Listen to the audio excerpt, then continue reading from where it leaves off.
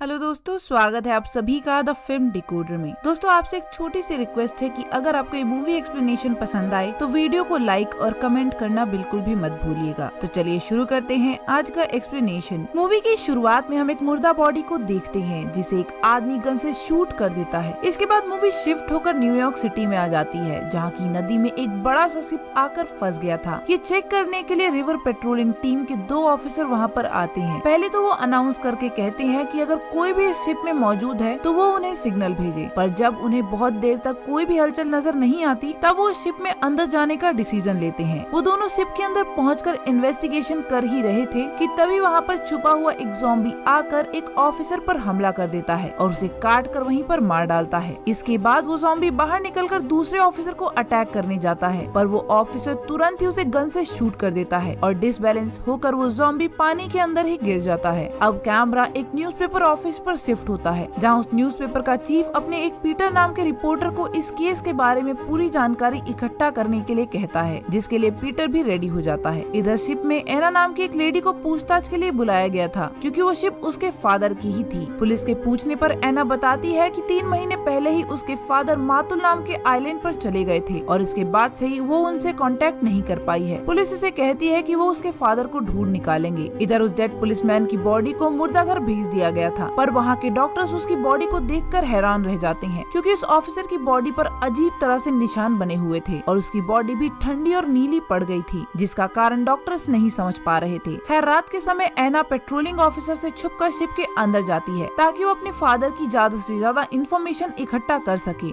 लेकिन यहीं पर उसकी मुलाकात पीटर से भी होती है, जो कि यहाँ पर अपने रिपोर्ट के लिए रिसर्च करने आया था। यहीं खोजते हुए उसे एना के डैड द्वारा भेजा गया एक लेटर भी मिला था। एना उसे ऑफर देते हुए कहती है कि अगर वो उसके फादर को ढूंढने में उसकी हेल्प करेगा तो वो भी उसकी रिपोर्ट बनाने में पूरी तरह से मदद करेगी। पीटर इस बात के लिए तुरंत ही रेडी हो जाता है। इसके बाद अगले दिन पीटर एना को बताता है कि उसे शिप में जो लेटर मिला था उसमें उसके फादर ने लिखा था कि उन्हें एक स्ट्रेंज डिजीज हो गई है और उसके फादर को ये लगता है कि वो कभी भी इस आइलैंड से वापस लौटकर नहीं आ पाएंगे। ये लेटर सुनकर एना थोड़ी सी परेशान हो जाती है, इसलिए वो और पीटर तुरंत ही उस आइलैंड तक पहुँचने के लिए फ्लाइट ले लेते हैं। लेकिन वहाँ पहुँचने के बाद उन्हें पता चलता है कि मेन मातुल द्वीप तक जाने के लिए उन्हें एक बोट और गाइड की जरूरत थी, इसलिए वो वहीं के लोकल गाइड ब्रायन के पास जाते हैं, जो कि अपनी गर्लफ्रेंड सुजैन के साथ अपनी बोट की सफाई कर रहा था। पीटर के पूछने पर ब्रायन पहले तो उसे हाँ कर देता है, पर जैसे ही उसे पता चलता है कि उन दोनों को मातुल जाना है, वो उसके हाव भाव चेंज हो जाते हैं और वो उनसे कहता है कि वो वहाँ नहीं जा सकता, क्योंकि इस सीजन में मातुल जाना खतरे से खाली नहीं है। पर जब पीटर उसे वहाँ तक जाने के लिए ढेर सारे पैसे ऑफर करता है तो लालच में आकर ब्रायन और सुजैन मान जाते हैं। इसके बाद सीन यहीं शिफ्ट होकर डॉक्टर डेविड पर जाता है, जो कि मातुल आइलैंड से बाहर ऑफिशियल्स को कांटेक्ट करने की कोशिश कर रहा था। तभी उसकी वाइफ वहां पर आ जाती है और उन दोनों की बातों से हमें पता चलता है कि डॉक्टर बहुत दिनों से गवर्नमेंट को कांटेक्ट करने की नाकामयाब कोशिश कर रहा था। उसकी वाइफ वहां से जाना चाहती थी, लेकिन डॉक्टर उसे मना कर देता है, क्योंकि वो यही रुककर उस बीमारी का इलाज ढूंढना चाहता था और यही कारण था कि उन दोनों पति पत्नी के बीच में दूरियां आती जा रही थी। इधर बोट में सुजैन समुद्र में डाइविंग करने के लिए चली जाती है, पर पीटर, एना और ब्रायन बोट में ही रहने का डिसाइड करते हैं। लेकिन तभी अचानक से समुद्र में सुजैन का पीछा एक शार्क करने लगती है। ये देखकर सुजैन की सिट्टी पिट्टी ही गुल हो गई थी और वो भागकर हेल्प के लिए पुकारने लगती है। ब्रायन तुरंत ही बोट से गन लाकर उस शार्क पर शूट करने लगता है, लेकिन शार्क पर इसका कुछ भी असर नहीं पड़ता। इधर सुजैन उस शार्क से बचकर एक जगह छुप जाती है, पर उसी वक्त एक ज़ॉम्बी उसे पकड़ लेता है और काटने की कोशिश करता है। वो किसी तरह खुद को बचाकर बोट पर आ जाती है, लेकिन वो ज़ॉम्बी शार्क से लड़कर उसे ही खाने लगता है। इसके बाद सीन यहाँ से शिफ्ट होकर डॉक्टर डेविड पे जाता है, जो कि हॉस्पिटल में पहुंच चुका था। वो हॉस्पिटल में देखता है कि सभी पेशेंट्स की हालत बहुत ही ज्यादा खराब थी। वो पेशेंट्स को चेक करने लगता है, पर तभी वहाँ पर एक विलेजर आकर उसे बताता है कि गांव के सभी लोग इन्फेक्ट हो चुके हैं। वो लोग पजेस लोगों की तरह ही चल रहे हैं और अब हमें इन सभी को रोकना होगा। विलेजर की ये बात सुनते ही डॉक्टर डेविड एक डेड बॉडी के पास जाता है और उसके दिमाग में गन से शूट कर देता है। अब रात के समय जब डॉक्टर की वाइफ अपने घर में नहा ही रही होती है, तब हम उसकी खिड़की पर एक डरावना हाथ देखते हैं, जिसे वो तब नोटिस नहीं करती, पर जैसे ही वो नहाकर बाहर निकलती है उसे किसी के होने का एहसास होता है। वो तुरंत जाकर दरवाजा बंद करने लगती है, पर वहाँ एक ज़ॉम्बी आकर वो दरवाजा तोड़ने लगता है। डरते हुए डॉक्टर की वाइफ उस ज़ॉम्बी से बचने के लिए एक टेबल वहाँ पर लगा देती है, पर इससे पहले कि वो वहाँ से हटती, ज़ॉम्बी उसे बालों से पकड़ लेता है और उसकी आँख में एक टूटी लकड़ी घुसाकर उसे फोड़ देता है। स्क्रीन यहीं से कट होकर पीटर और ब्रायन की की बोट पर जाती है जो कि समुद्र पर फंस गए थे क्योंकि उनकी बोट का एक हिस्सा टूट गया था। ब्रायन एक गन की हेल्प से एक सिग्नल भेजता है जिसे किस्मत से वो विलेजर देख लेता है और वो तुरंत ही जाकर उसे डॉक्टर को इन्फॉर्म कर देता है। डॉक्टर को विलेजर की बात पर भरोसा नहीं था, इसलिए वो खुद ही पता करने के लिए आगे बढ़ जाता है। लेकिन वहीं पर हम देखते हैं कि नर्स और वो विलेजर एक डेड बॉडी को उसी गड्ढे में फेंकते हैं जिसमें ऑलरेडी बहुत सी डेड बॉडीज पड़ी हुई थी। इधर डॉक्टर डेविड एना, सुजैन और ब्रायन को बचाकर आइलैंड पर ला रहा था। रास्ते में जब एना अपने फादर के बारे में उनसे पूछती है तब डेविड कहता है कि मैं और तुम्हारे डैड बचपन से ही दोस्त थे और जब हमें इस आइलैंड पर कुछ इन्फेक्टेड लोग मिले तब तुम्हारे फादर ने खुद को वॉलंटियर करके अपने अंदर उस डिजीज को इंजेक्ट करवाया ताकि उस बीमारी का सोल्यूशन ढूंढने में जो भी रिसर्च करनी है वो आसानी से हो जाए। पर अचानक ही एक दिन उनकी तबीयत बहुत ही ज्यादा खराब हो गई जिससे उनकी मौत हो गई। डॉक्टर एना को बताता है कि वो पूरा दिन उसके फादर की डेड बॉडी को देखता रहा लेकिन उसको गोली मारने की हिम्मत नहीं जुटा पा रहा था। पर जब वो भी ज़ॉम्बी में कन्वर्ट होने लगे तब ना चाहते हुए भी मुझे उन्हें मारना पड़ा। डेविड की ये बात सुनकर एना बहुत ही ज्यादा दुखी हो जाती है और फिर वो डॉक्टर से पूछती है कि ये सभी लोग ज़ॉम्बी में कैसे तब्दील हो रहे हैं। तब डॉक्टर उसे कहता है कि यहाँ के लोगों का मानना है कि ये किसी चुड़ैल का किया धरा है, पर वो साथ में ये भी कहता है कि उसे इस सब में यकीन बिल्कुल भी नहीं है। वो सभी बात करते करते हॉस्पिटल पहुँच जाते हैं। डॉक्टर सभी को अपने घर पर रेस्ट करने के लिए बोलकर खुद हॉस्पिटल में रुक जाता है। यही हॉस्पिटल में घायल टूरिस्ट डॉक्टर को बताता है कि उसने गाँव में बहुत सारे डेड बॉडीज को जिंदा होते हुए देखा है। ये सुनकर डॉक्टर को बहुत ही बड़ा झटका लगता है। इधर दूसरी तरफ जब ये चारों डॉक्टर के घर पहुँचते हैं तो वो देखते हैं कि ज़ॉम्बीज मिलकर डॉक्टर की वाइफ की बॉडी को बुरी तरह खा रहे थे। इस खौफनाक मंजर को देखकर वो सभी लोगों की हालत खराब हो जाती है और वो लोग जीप में वापस आकर हॉस्पिटल के लिए निकल जाते हैं। पर बदकिस्मती से रास्ते में उनके सामने एक ज़ॉम्बी आ जाता है जिससे टकरा जाने के बाद उनकी जीप डिसबैलेंस हो जाती है और सीधा जाकर एक पेड़ से टकराती है। इस एक्सीडेंट में पीटर को थोड़ी सी चोट आ गई थी पर फिर भी ये लोग पैदल ही हॉस्पिटल की ओर जाने लगते हैं। लेकिन चोट लगने के चलते पीटर ज्यादा नहीं चल पाता, इसलिए वो और एना वहीं रेस्ट करने के लिए रुक जाते हैं। इतने में ही एना और ब्रायन आगे रास्ते को चेक करने के लिए निकलते हैं। चेक करने पर उन्हें पता चलता है कि वो लोग एक शमशान घाट में हैं। इधर पीटर के साथ बात करते हुए एना थोड़ी इमोशनल हो जाती है और उसे किस करने लगती है। पर जब वो दोनों किस कर ही रहे थे तभी एना के बालों को एक ज़ॉम्बी का हाथ पकड़ लेता है। अब इससे पहले कि पीटर उसे बचा पाता एक ज़ॉम्बी आकर उसे भी पकड़ लेता है। वो दोनों चिल्लाने लगते हैं और उन दोनों के चिल्लाने की आवाज सुनकर ब्रायन उनकी हेल्प करने के लिए आ जाता है। पर इधर सुजैन अकेली रह गई थी और एक ज़ॉम्बी वहीं कब्र से उठकर उसे काट खाता है जिससे उसकी वहीं पर मौत हो जाती है। ब्रायन जब उसकी हालत देखता है तो वो ज़ॉम्बी पर गन से वार करने लगता है लेकिन ज़ॉम्बी को कुछ नहीं होता, उल्टा वो उसके पास आने लगता है। तब पीटर एक कुल्हाड़ी उठाकर उस ज़ॉम्बी का सिर ही काट देता है जिससे वो वहीं पर गिर जाता है। सुजैन की डेड बॉडी को देखकर ब्रायन बहुत ही ज्यादा दुखी था पर पीटर और एना के समझाने पर वो हॉस्पिटल जाने के लिए तैयार हो जाता है। इधर हम देखते हैं कि कब्र की सारी बॉडीज ज़ॉम्बीज में कन्वर्ट हो रही थी। धीरे धीरे सभी ज़ॉम्बीज उन तीनों के पीछे पड़ जाते हैं लेकिन किसी तरह वो लोग खुद को बचाते हुए हॉस्पिटल पहुंचते हैं और वहां के सभी दरवाजों और खिड़कियों को सील कर देते हैं। डॉक्टर डेविड पीटर के चोट की ड्रेसिंग करता है और बाकियों को कहता है कि वो पीछे रखी क्रोसिन की बोतल्स को फिल करें। सभी लोग उसकी बात मानकर वैसा ही करते हैं। इधर बाहर ज़ॉम्बीज की तादाद बढ़ती जा रही और वो दरवाजा तोड़ने लगते हैं। तब डेविड भी उन्हें उड़ाने के लिए अपनी गन रेडी करता है पर जैसे ही वो ज़ॉम्बीज को मारने के लिए आगे बढ़ता है एक ज़ॉम्बी उस पर अचानक से हमला करके उसे काट लेता है। जब डॉक्टर की चीख की आवाज सुनकर ब्रायन वहाँ आता है तो देखता है कि एक ज़ॉम्बी डॉक्टर की बॉडी को बुरी तरह खा रहा था। इसके बाद वो ब्रायन की तरफ बढ़ने लगता है लेकिन ब्रायन उस ज़ॉम्बी के पास आने से पहले ही उसे शूट करके उड़ा देता है। इधर दूसरे रूम में ज़ॉम्बीज विलेजर और नर्स को भी काट लेते हैं जिसके बाद अब सिर्फ एना, पीटर और ब्रायन ही जिंदा बचे थे। वो केरोसिन की बोतल्स में आग लगाकर ज़ॉम्बीज की तरफ फेंकने लगते हैं और बाकी ज़ॉम्बीज को हेड में शूट कर देते हैं। पर ज़ॉम्बीज की तादाद धीरे धीरे बढ़ती ही जा रही थी इसलिए वो तीनों ज़ॉम्बीज को मारते हुए आगे बढ़ते हैं और बाहर निकल जाते हैं। लेकिन तभी सुजैन का ज़ॉम्बी ब्रायन के सामने आ जाता है और इमोशनल होके ब्रायन कुछ भी नहीं कर पाता। पर सुजैन अब ज़ॉम्बी बन चुकी थी इसलिए वो ब्रायन को भी काट लेती है। तब पीटर ना चाहते हुए भी उसे शूट कर देता है। इधर हॉस्पिटल में भी पूरी तरह से आग लग चुकी थी इसलिए वो तीनों वहाँ से निकलकर बोट पर आ जाते हैं। लेकिन थोड़ी दूर का सफर तय करने के बाद ब्रायन की इन्फेक्शन से ही मौत हो जाती है। पीटर और एना उसे एक रूम में बंद कर देते हैं ताकि वो न्यूयॉर्क में उसे सबूत की तरह दिखा सकें। पर बदकिस्मती से जब वो न्यूयॉर्क पहुंचने वाले होते हैं तब एक रेडियो अनाउंसमेंट से उन्हें पता चलता है कि न्यूयॉर्क में भी चारों तरफ ज़ॉम्बीज ने तबाही मचा दी है और वो हर जगह घूम रही हैं। इसके साथ ही मूवी यहीं पर खत्म हो जाती है। गाइस, भले ही ये मूवी आज के ज़ॉम्बी मूवीज को टक्कर ना दे पा रही हो लेकिन 1979 के हिसाब से काफी ज्यादा टॉप नॉच थी, इसलिए मैं आपको जरूर रिकमेंड करूंगी कि आप इसे एक बार जरूर देखें। गाइज, इसी के साथ अगर आपको ये एक्सप्लेनेशन पसंद आया है तो वीडियो को लाइक और कमेंट करना मत भूलिएगा। बाकी मैं मिलती हूँ आपको नेक्स्ट वीडियो में, तब